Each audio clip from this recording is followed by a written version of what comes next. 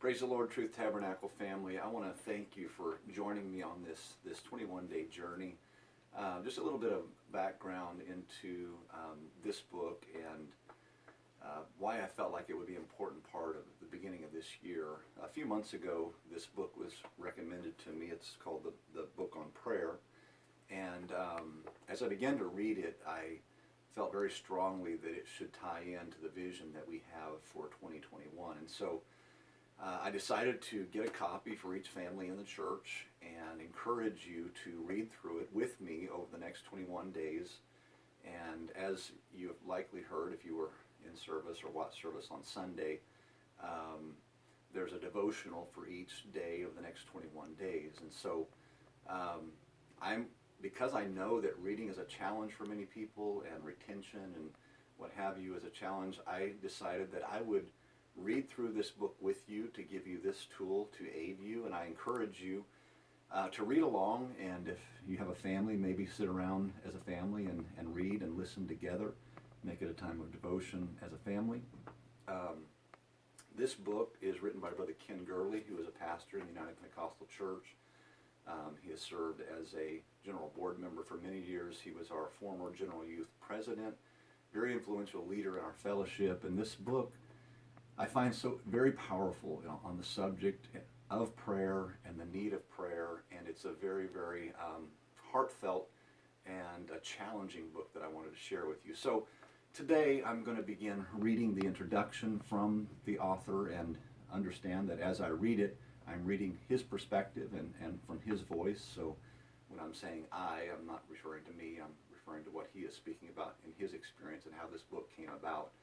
Today's reading will be lengthier than most days because I'll be reading the introduction and the first chapter, which is an introduction to the week, and then the first day's devotion. So it'll be a little longer today, and I ask you to bear with me. I'm not a professional reader, and so there may be times I stumble or have to go back to certain words or phrases, and so just as you would reading a book, just understand that there may be those times I may stop occasionally, get a drink of water.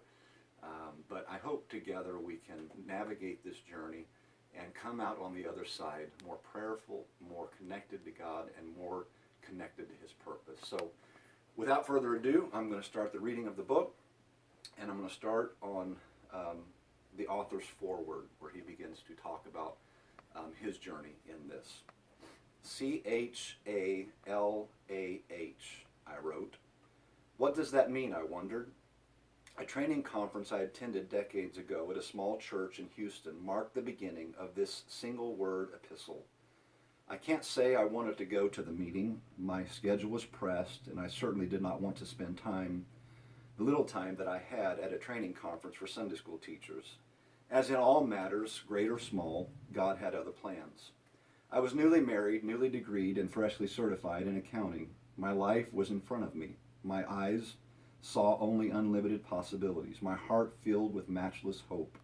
My mind held a firm resolve I could do anything and everything. Yes, I was in my early 20s, and I viewed this world as a momentary inconvenience to my boundless ambition. Church had its place, so did God.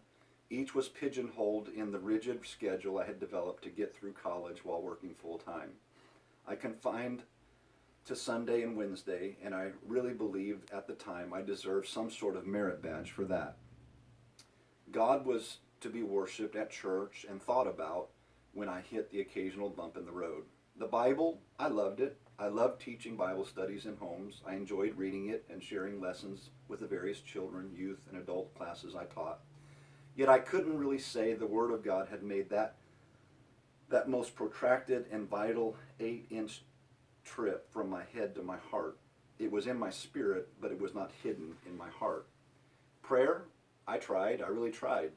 Yet I never found the depth of prayer I witnessed in the matriarchs of my family. My grandmother and her siblings were known for spending hours in prayer. I sat mesmerized as a child when I heard them pray. How could anyone talk to God like that? I still see my grandmother with her hands twisted from arthritis, yet lifted in prayer. I hear her voice calling so softly but authoritatively to the Lord. I hear the painful silence as her head fell into her hands, and I worried for her. I see the smile in her face when she looked at me after prayer. I see God in her face. I knew prayer was to be like that. To my shame, however, I thought prayer was sort of the last resort for people who had nothing better to do. I surely had better things to do with my time. Have you noticed the abundant use of personal pronouns so far? To describe my life then is to get lost in the first person, I, me, my, mine, and myself. I had little room for anything or anyone else. Until I went to that training conference, the late J.T. Pugh spoke to the gathering of 100 or so teachers and children's ministry workers. This elder described the many Bible characters who encountered God, and their identities were altered. Abram to Abraham, Sarai to Sarah, Jacob to Israel, Solomon to Jedediah, and so forth. A curious sense of discontentment rose within my heart as I listened to him describe these people. Until that moment, I had charted a course for successful life mainly focused on achievement, material goals, and the like. I thought God was in there somewhere, but he certainly was not the focal point. That night, I grew miserable. I sensed something was missing. When the session ended, I knelt between the pews and tried to pray. I could not grasp the depth of what I felt that night. Why was I suddenly so miserable? Everything I had sacrificed for was within my grasp, and I felt such a sudden sense of meaningless. What was happening to me? I asked God that night, if you were to change my name, what would it be? Like many other questions I had asked God in my young life, I had not anticipated an answer. To my surprise, I felt such a sense of anticipation. I found a pen and a piece of paper. As soon as I touched the pen to the paper, a series of letters came to my mind. C-H-A-L-A-H. I stared at it, tried to pronounce it. I had attempted a course in Hebrew and knew that it looked like a transliteration of a Hebrew word, yet I did not know what it was. My fascination was only momentary. I soon got embarrassed and remember glancing around to see if anyone had seen what I wrote. I tucked the note in the back of my Schofield Reference Bible and forgot about it. In the next couple of years, I got lost in my career, one promotion after another, and soon I found myself at the threshold of the jobs I had coveted. Yet I felt empty, unfulfilled, miserable. One early Sunday morning, I went through what had become a ritual for me in that phase of life. After a work week that surpassed the 100-hour mark, I found peace in rising in the wee hours of Sunday morning, preparing my Bible lesson for the adult Bible class that I taught. That particular morning, I opened my Strong's Concordance to study a word. As I thumbed through the Hebrew section of the Concordance, my eyes fell on a word that looked familiar to me, chalah. It took me a moment to remember this was the word I had printed on a scrap of paper a few years ago. I had found the meaning of my God-given name. I confess I was so very optimistic and hopeful it would be one of those Bunyan-esque names like Greatheart or Valiant for Truth. It was not to be, however. I was not given a name to grow into. I was given a name to die into. Chalah, according to Strong's number 2470, means to grow weak, to become sick, to be wounded, to beseech, to make prayer, to travail. Used 75 times in 20 books of the Old Testament, Chalah describes people enduring stressful times and situations. It's seen in Moses entreating the Lord after Israel had rebelled, Samson describing his weak state should his hair be shorn and his vow be broken, the sickness from which Elisha would die, and in various other places. You can pretty much guess my opinion of Chalah in that I have not shared this story for 40 years. In many of the books and hundreds of articles I've written, and in the thousands of sermons I've preached, you will search in vain to find reference to this. Why? I did not like my new God-given name. Like 5 prolonged stages of grief, I denied my new name. I spent years running from it. I grew angry about it and tried to prove it wrong. Anger is fuel to weary, frustrated people. I tried bargaining with God. Surely there was a better name for me. I entered into deep valleys of loneliness, wondering why God had forsaken me. And finally, I came to a place of acceptance, whether I liked it or not. This was the path God had assigned for me and would take me through. In that acceptance, I was surprised by peace. The word Chalah has a dual meaning of both weakness and prayer. This connection is one we ignore at our own peril. So long as I have felt strong and in control, my prayer diminished. When my perceived strength felt threatened, then I began to pray earnest. It is the same lesson Paul discovered. In his weakness, he found grace and divine strength. At the outset of this book, I want you to know this one thing. This is not something I chose. This is something God chose for me. For him to reveal himself in my life, I must grow weaker that he may grow stronger. To some extent, this is not just my story, it's your story. We all arrive at the place where human strength and abilities fail us. We discover that we can't go on in our own power and might. We need help. We need God. It's then we each arrive at a secondary discovery. We don't know how to pray as we should. In the process of dying into my God-given name, I've made some discoveries about my own prayer. I feel now is the time to share them. I no longer view prayer as a second fiddle to do what God is doing in our lives, our churches, and our nations. I view prayer as primarily to all he has done and will do. Your life will not be measured by balance sheets, degrees, books written, accomplishments, or by friends and followers. You will be measured by your heart for God revealed in your prayers. God does not seek bigger altars. God seeks you. Isaac once asked, where is the sacrifice? You and I are the answer to that question.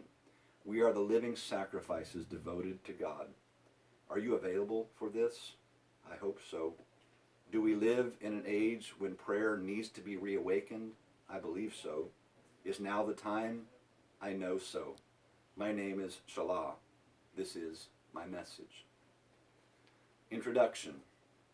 I don't feel I could write a book on prayer. I think it would be rather cheek on my part. C.S. Lewis in a letter to a friend, August 1949. Complete it. For 12 months, these two words have rolled regularly in my mind. A sense of urgency, both irrational and demanding, gripped me and compelled me to finish this work. Unlike anything I've ever written, I feared I would not reach the end of this. The fear of beginning and not finishing is real. Unlike the vast menagerie of other phobias, the fear of completion often looks like procrastination. The latter displays with delays, excuses, poor habits, and little sense of urgency. The fear of incompletion, however, is rooted in something else entirely, perfectionism. The work is too important not to be absolutely perfect. I had to give up this desire for perfection to write this book. Like prayer, a book on prayer will not be perfect. Both involve humans. To borrow the words of an old gospel songwriter by the name of Eleanor Wright, I've got a long way to go to be like the Lord. Yet, write I must, imperfections and all. Complete it. Years ago, a symphony in an American city offered a performance called Unfinished Masterpieces. They performed compositions left incomplete by their composers such as Mahler's 10th Symphony, a Mass by Mozart, Bach's The Art of Fugue, and Schubert's 8th Symphony. Each work was in the making when for some reason the composers stopped creating them. In each composition, the rich sounds fill the concert hall as the symphony plays. Slowly, almost imperceptibly at first, the sounds diminish as the musical score ends from one instrument then another. Finally, the music fades away into an unresolved conclusion. That's what C.S. Lewis must have felt late in life. This prolific author wrote more than 30 books that have been translated into more than 30 languages and have sold millions of copies. He envisioned and chronicled the world of Narnia. His vivid imagination took flight in conjuring a conversation between a novice and senior devil in the screw-tape letters. He dealt with real-life issues and the problem of pain, and surprised by joy, he plotted the rationale for faith, even in difficult times, in Mere Christianity and the Problem of Pain. The book he never wrote, though, was the book on prayer. As the previous quote from a letter to his friend indicates, Lewis obviously did not feel worthy of writing on the subject, yet toward the end of his life he changed his mind and began to pull together thoughts on the subject, which were published posthumously as the Letters to Malcolm, chiefly on prayer. Like Lewis, I never thought I would write a book on prayer, yet of late I have felt both drawn and driven to write this.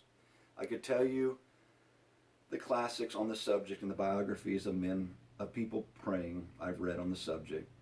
You'll see some of these in the footnotes. Most importantly, I would like to tell you how I have determined to live this subject, to pray and to make my life prayer in itself. Since we are living letters, our prayers form our own personal biography of God's faithfulness and our willingness to let Him live through us. Your life is your book of prayer. At the outset, I will admit, to write a book on prayer is futile. For as Lewis inferred, who is indeed qualified to write it? Those precious few who are vetted to speak on this subject have long since abandoned the printed page to communicate their message. No, they are living letters among us, or who have gone on before us. We've seen it in their lives. To write a book on prayer is criminal, for we are already educated far beyond our level of obedience.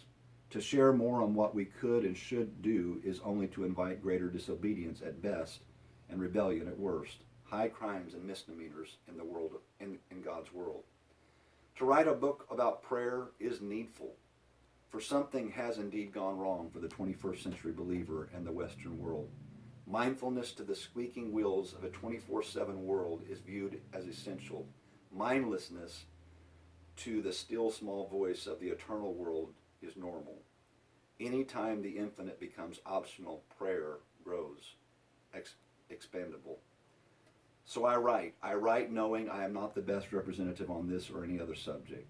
I write to affirm what I sense the Spirit is saying to the church. I can't apologize for my strident tone, for I hear alarm bells sounding loud and strong in my spirit. In this book, I attempt to lend my voice to that of the Spirit. The more I can get myself out of the way and permit you to hear from the Lord, the better this journey will be. God speaks. Are we listening? About this book, I write with a threefold purpose. First and foremost, to help you in your prayer life. If you need help, read this book. If you know someone who needs help, please share this book with them. Second, I write this to show you the power of both personal and united prayer. Prayer changes things. Third, I invite you to join me in believing for an awakening. I do not know your background. Mine is spirit-filled apostolic one.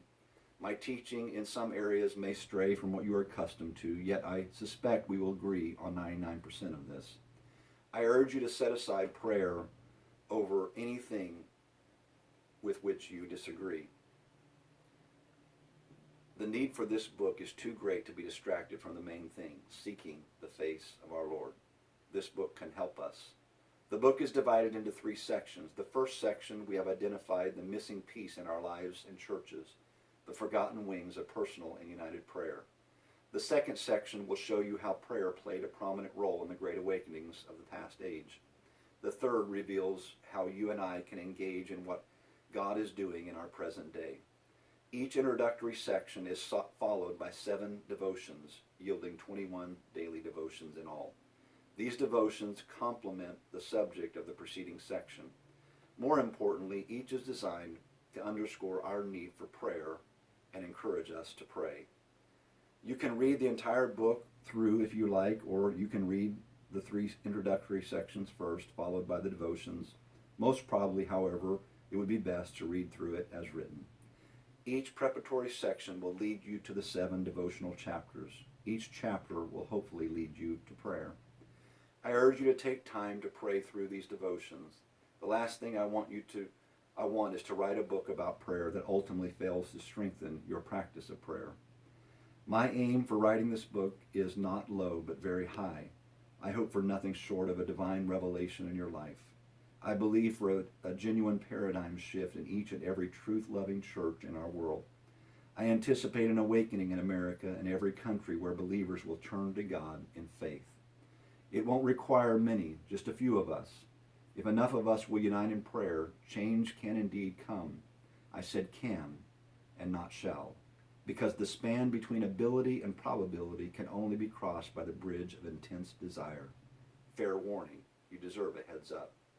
As coastal authorities post signs warning people of riptides, dangerous currents, or shark sightings, this book should have a clearly displayed warning, something like this. Warning, this is not a typical book on prayer. no minced words, no excuses. Your life and the lives of those you love are in peril. Our world trembles. The cause of Christ hangs in the balance. There, that should get us started. This book is as much about prayerlessness as the high cost of such as it is about prayerfulness. So please recognize this is not get your hazel cream-laced cup of coffee and find a cozy corner and enjoy a heartwarming book on prayer kind of read. If the Spirit has its way, your heart will not be warmed. It will be instead set on fire. Your cozy corner will be transformed into an altar of prayer. Your cup of coffee will be filled with tears. Paul said you and I are divine masterpieces. Your life was meant to be fulfilled and finished. Prayer is what will get you to the finish line. Completed. Chapter number 1. If I were to write a book on prayer, I would want it to be about Jesus alone.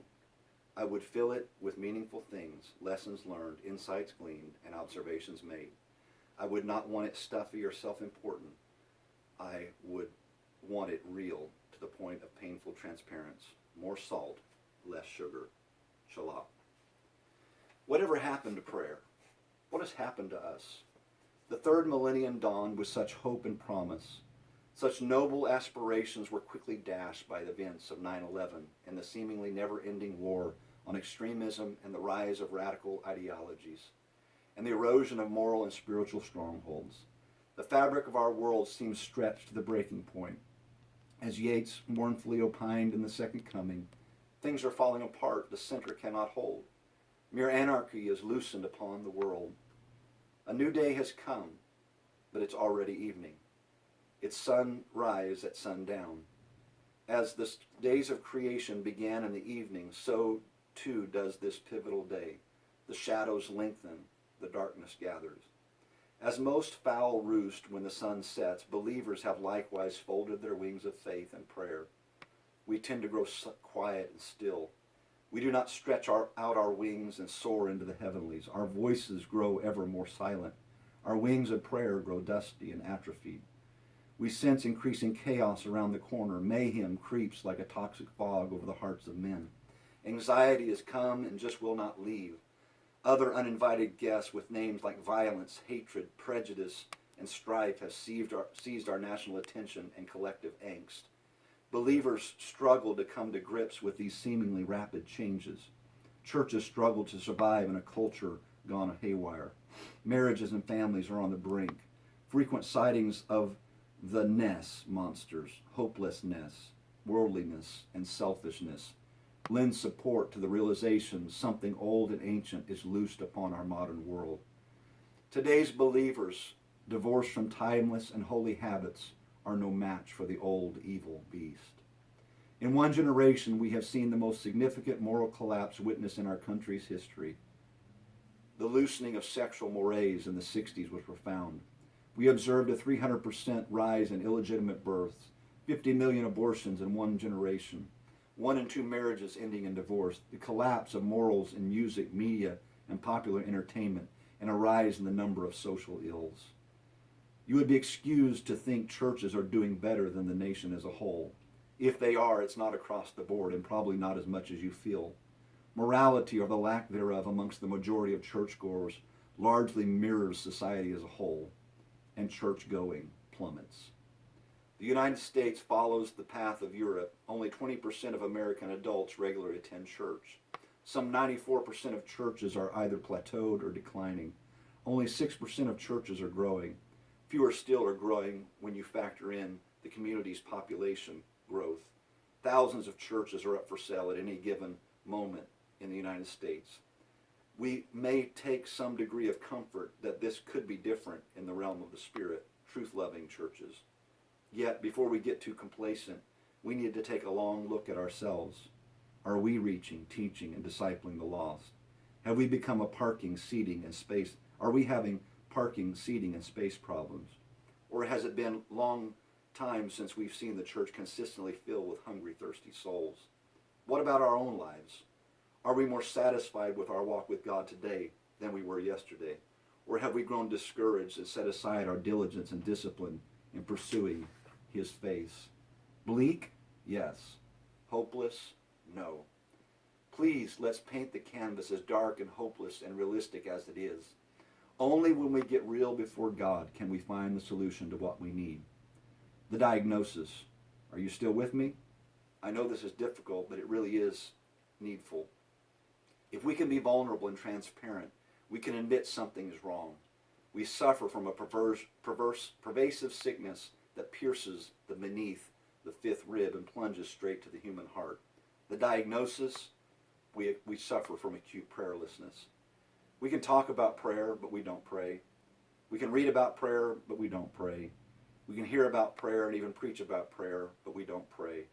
We are sick. It's terminal. Stage 4 prayerlessness. Prayerless people contract this disease through twin viruses of doubt and apathy. People with little or no faith do not pray. They are practical atheists. In their heart of hearts, they do not really believe God is and that God is a rewarder of them that diligently seek him. Speaking of the heart, prayerless people long ago compromised their immune system by allowing lesser loves to consume their every waking moment. We talk to those we love, so our silence with God is the measure of our loveless condition. In formulaic fashion, much faith plus much love equals much prayer. Little faith plus little love equals little prayer. No faith plus no love equals no prayer. Yes, it's as simple as 2 plus 2 equals 4. People who believe will also pray. People who love God will want to talk with him and to him. If we aren't believing and we aren't talking, then we aren't praying. Every failure, shortcoming, temper tantrum, fall into temptation force us to face the unfathomable truth. In essence, we don't pray as we should. To be blunt, outside of formulaic prayers at meals and dinner time and bedtime, few hardly pray at all. Some sense it. These try and try valiantly. For the past few decades, they've made war on the floor, beseeching, interceding, agonizing, and travailing. When reinforcements did not appear, the few spiritual warriors fought on, hoping a day would come that the church would awaken to her former glory. Many have now left us. Many more have grown weary and have morphed into the timeless role of a remnant, strangers in a strange land. What has happened to us? Altars in need of repair dot the landscape, like toy blocks strewn about and abandoned by the temperamental child, like headstones and memorials toppled by a vandal intent on humiliation, like a once proud building crumbling by a wrecking ball. The practice and knowledge of prayer slip through our grasp as those elusive skills of yesteryear, building fires, sewing dresses, and raising barns. Those once necessary skills have been negated mainly through electrification, department stores, and urban lifestyles. Prayer, however, has no substitute. It must always exist in the lives of God's people. Each generation must build its altars and illuminate the darkness. We are busier, more productive, and supremely entertained than ever. Yet we struggle to juggle the vital components of our lives: family, relationships, careers, finances, and possessions. God fits somewhere into this. We struggle perpetually to figure out where. The truism is true. The squeaky wheel gets the grease. Our greatest danger, as noted by Charles Hummel in his Tyranny of the Urgent, is letting the urgent things crowd out what we view to be necessary. Lesser priorities seek to occupy the place God once held supreme in our lives, and we are all the poorer for it. Prayerlessness is killing us. We believe in prayer, but we don't pray as we should and could. Consequently, we are cursed with prayerless churches, prayerless homes, prayerless parents, prayerless children, prayerless preachers, prayerless singers, prayerless musicians, prayerless volunteers. And why should people pray? If prayer is simply to get answers, then today's believers can consult such engines, smartphones, and a host of new resources. Seeking God takes time. Asking Google does not. And the latter has an overabundance of answers. Merely take your pick of what you'd like best. What has happened to us? 3 churches, let's call them A, B, and C. I went to Church A not long ago and was handed a printed card of their ministries, all 40-something of them. Women could find the champion within them, men could learn to build man caves, and children were feeded with nonstop fun, yet no mention of prayer. The church has drifted far away when we don't feel the need to pray. We can bake, shoot, ride, exercise, talk to ourselves until we're blue in the face, yet until we seek His face, we're wasting our breath. Church B is the flip side. Their website is non-existent. Their last social media post is from the previous decade. The song selections are timeless, meaning very, very old. They look with suspicion at any and all things newer than the past century. Prayer to them is a bless us for and no more ritual. Yet they would say they are merely being faithful until Jesus returns. Most churches, however, fit into category C. They try hard. They try to lift God in worship, study and apply the Word, be faithful in doctrine, while also reaching to those around them. They honor their heritage. They care about their legacy. Yet Church C does not necessarily teach prayerfulness. Instead, church-going becomes a substitute for church being. Having good church becomes the focus, not being the church. We cannot be the church without being prayerful. So we need a Church D, keep everything good and right in the preceding categories, yet introducing intentional prayerfulness. In the flesh, we cannot balance such things as holiness and mercy, sound doctrine and evangelism, or spirit and truth. If you can find a praying church, however, you will see these in abundance. Interesting, but does this pass the who cares test? What does this have to do with anything? Everything. The world's lawlessness rises in direct proportion to the church's prayerlessness. We are the salt and light, Matthew 5:13 through 16. We are empowered by God to restrain the darkness and hold back the night, 2 Timothy 2:7. Yet like the bride sleeping in Solomon's song, we've retired to our chamber and wish to remain undisturbed. Like the 10 virgins, we sleep as the night deepens, and heaven's bridal party approach. Like half of those young ladies, we sleep, but also have no oil in our lamps, a double curse. 20 years, that's how long Washington Irving had his fictitious character, Rip Van Winkle, sleep in the Catskill Mountains. This fictitious character slept long enough to miss an entire revolution. A similar slumber now affects the church. A few decades back, we got off track. We can debate exactly how and when it happened. I've got my theories. In our departure from the apostolic norm, we lost some precious things. I'm optimistic that with God's help, we can restore prayer. I'm also realistic. Some have slept such a long time slumber has become their normal state. They sleep through the crying need of the hour. Are we so prayerless that we sleep the sleep of death? Our vital signs were once all over the map. Now they're flatlined into spiritual